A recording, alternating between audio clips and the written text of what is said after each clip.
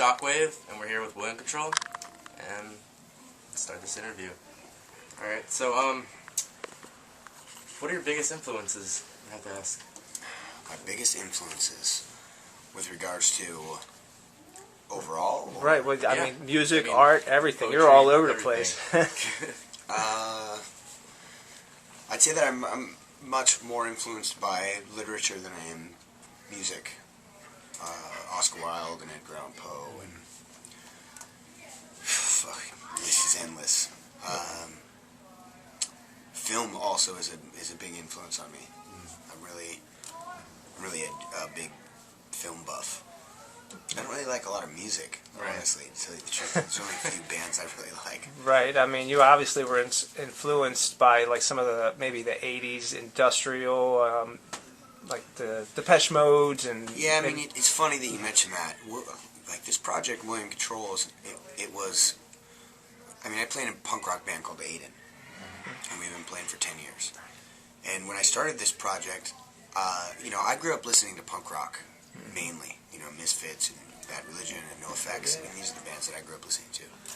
When we started this project, my friend Kenneth and I decided that we wanted to make music like some of our favorite bands, New Order, Joy Division, but we really didn't. I mean, I've never been a fan of electronic music. I love Depeche Mode, but I don't know anything about any bands that are in the electronic scene. And so when we started this project, it was really learning how to use this particular computer program and then writing these songs that fit in this genre of music that actually is occurring. Right. Which is a pretty bizarre way of making a record. What would your dream tour be? Probably New Order. Thanks, buddy. If I could tour with New Order, that'd be amazing. Favorite song you've written? The Velvet Worms and Binds. I think that might be it. Yeah, it's on the new record. We just actually did a video for it yesterday. We were in Virginia. What does Wliam Control allow you to do that your other band didn't, Aiden? Well, it's, you know, it's on a completely different spectrum. It's a lot more visual stuff going, especially with your videos and stuff. It's like, and even the music, you know, you can just, it's got an element, like if you just close your eyes, you can really...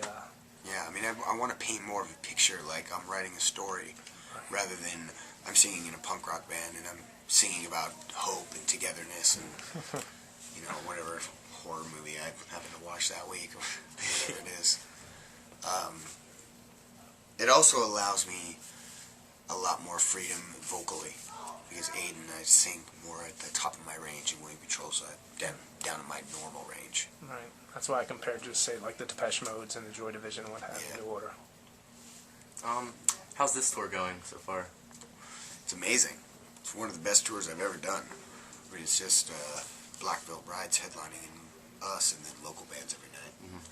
So there's not a lot of people on the tour. You know, it's just their crew, their band, and us.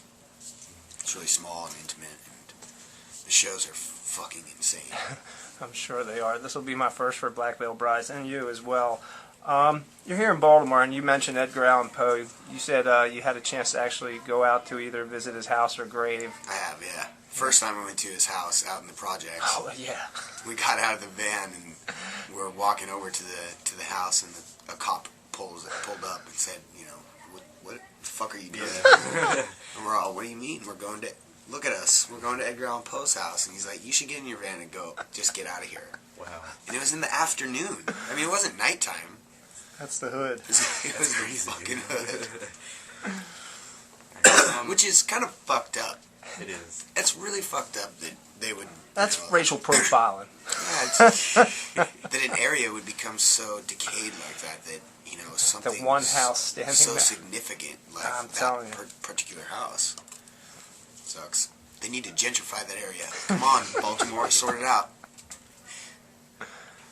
What's the story behind your new album? Or, like, an inspiration for it, or anything? Common theme. Yeah. Well, I mean, the whole Wliam Control tale is about this guy who's, you know, fucked up and lost everything and wants to do the right thing but always fails. And I can relate. the third album is a continuation of that story, going forth from where he picked up in the last record, where he lost everything, and he's chasing love across Europe, and it's just about adventure and discovery. Tell me a little bit about this Fear character, or the movie, or I only got a few details. Legion of Black? Yeah. You were part of that? Yeah. Well, the new Balck Veil Brides album, Wretched and Divine, is a concept album, and it's very Orwellian in nature, where the story is the church Fear, the acronym Fear, is taken over, and the Balck Veil Brides are the wild ones. They're like the rebels, and they're trying to take back the power. And so I do the narration throughout the record. Oh yeah. Where it's sort of Winston Churchill type announcements to the people. So yeah. Cool. Any future plans besides this one? Always future plans, my boy. Youngin. After this, we're going to, well, in the middle of this tour, actually, we're going to Europe, to the Krang tour. And then I'm going back to the UK in April for some shows. And then I'm producing a band called the Fearless Vampire Killers. And then I'll make a new record. Sweet. Maybe tour in the fall. What about Aiden? Is that a done deal? No. You know, here's the thing about Aiden, is I'm still working through trying to find inspiration. You know, 'cause after almost 10 years being on Victory Records, you know, the inspiration is fucking zapped. And plus, I'm a 30-year-old man. I'm not a kid that's angry anymore. You know, I have a good time in life now. I'm not pissed at the world. Right. I don't give a fuck about shit that's going on. Like, you know, so I stand on stage and I play these songs that I wrote fresh out of treatment, fresh out of jail. You know, and I'm not that same person. People are like, oh, well, you've changed. Like, of course I've changed. I'm fucking 31 years old. Give me a break. Right. I'm a grown up now. So I don't know. I mean, we're still waiting for the Victory contract to end. We put out our last record. We'll probably do another record. We'll see what happens. So do you prefer to be on a record label or on your own? Well, I mean, there's pros and cons really to both. Being on a record label, you get a lot of things taken care of that you'd have to do yourself, which I found out doing records on my own. It's quite difficult.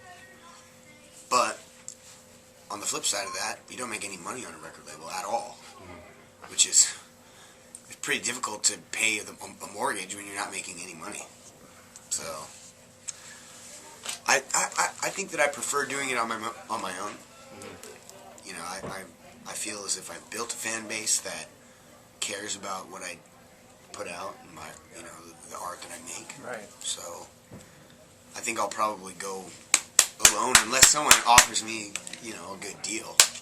But I've learned a lot now. I'm not a stupid kid anymore. So you can't fuck around with Wliam Control. You've got so damn many irons in the fire, man. You know, if you're not working on a record, then you're working on a film or a film project or videos. I mean, you're... Yeah. So. I like to stay busy.